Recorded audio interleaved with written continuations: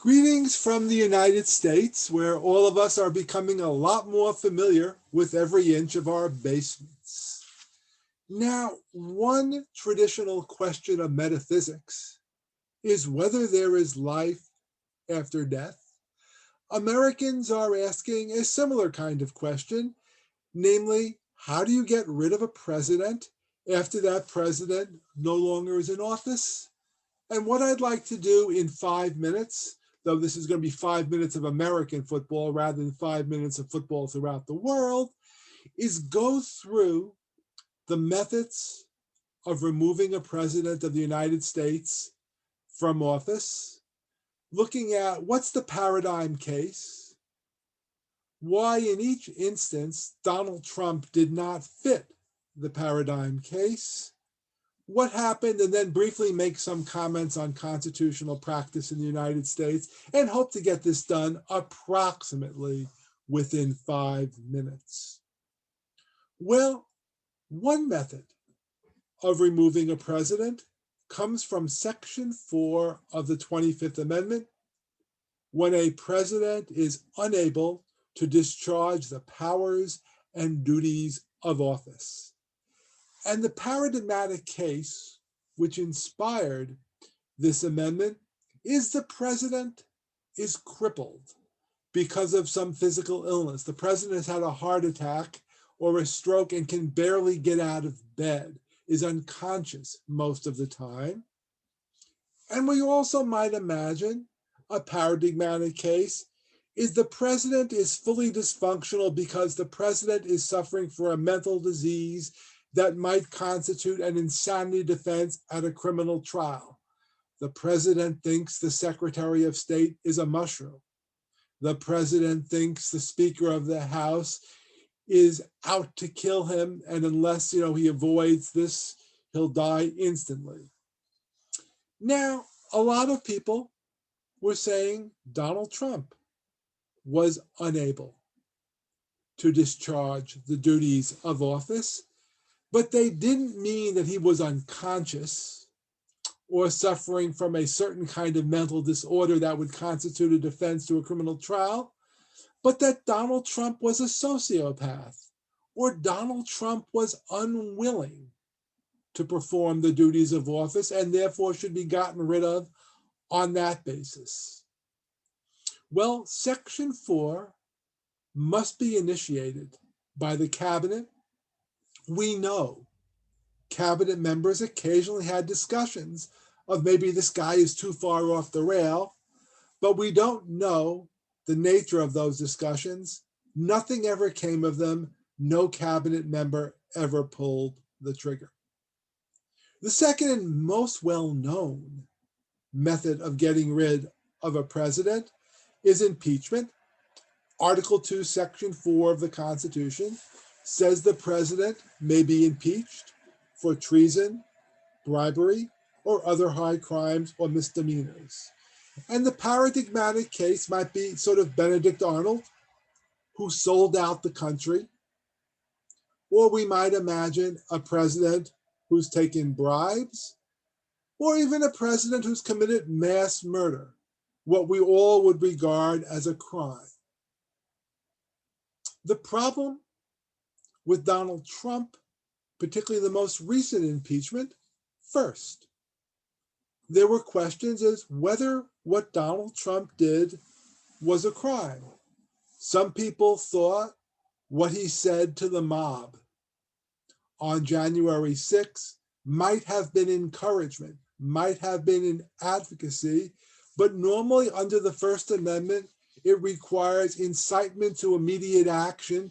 Given the mob was not at the Capitol at that point, would have had to march to the Capitol, you might not have had immediate action, might not be a crime.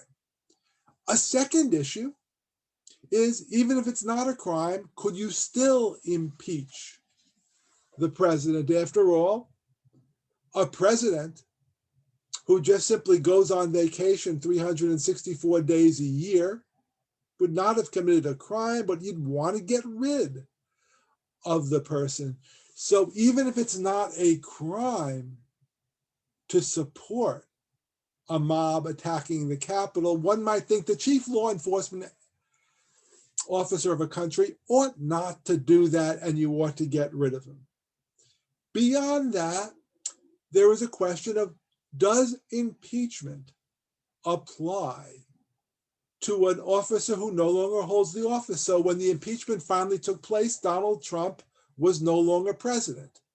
Now the impeachment clause says the punishment for impeachment shall be loss of office and, at the discretion of the Senate, disqualification from future office holding.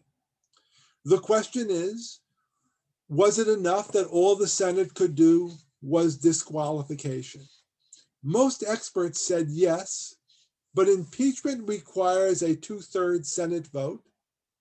2/3 of the senators did not vote for impeachment, and among those who have given their reasons for not supporting impeachment, most said because they did not believe a former president could be impeached. The last method of getting rid of a president is Section 3 of the 14th Amendment. This section declares ineligible any person who, after taking an oath to support the Constitution, shall have engaged in insurrection or rebellion. The paradigmatic case of this is the Civil War.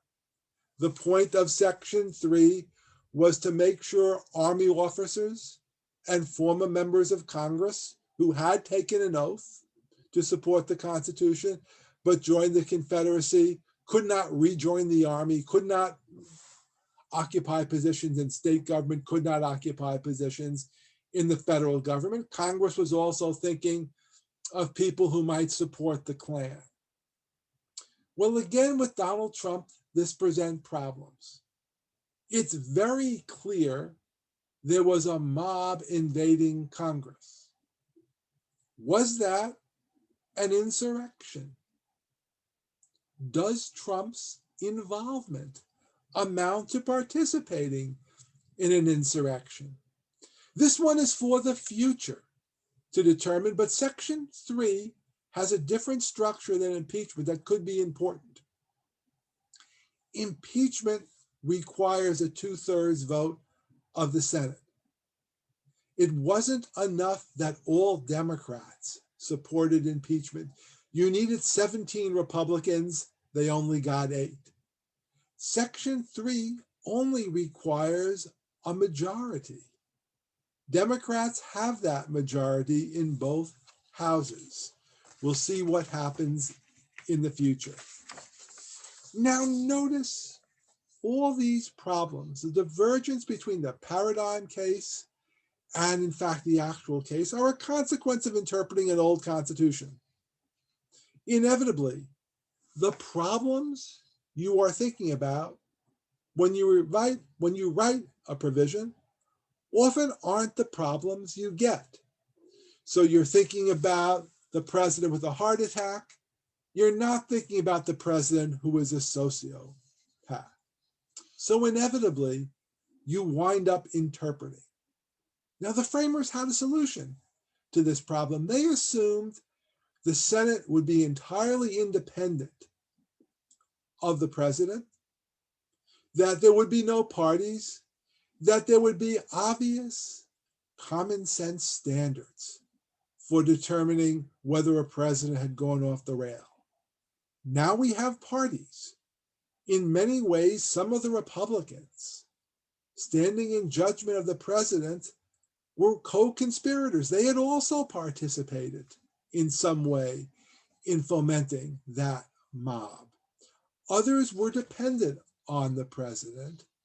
And so the question becomes for the United States whether impeachment rules premised on a political system that would not have parties, can they function in a system that does have parties and very polarized parties at that? Thank you very much.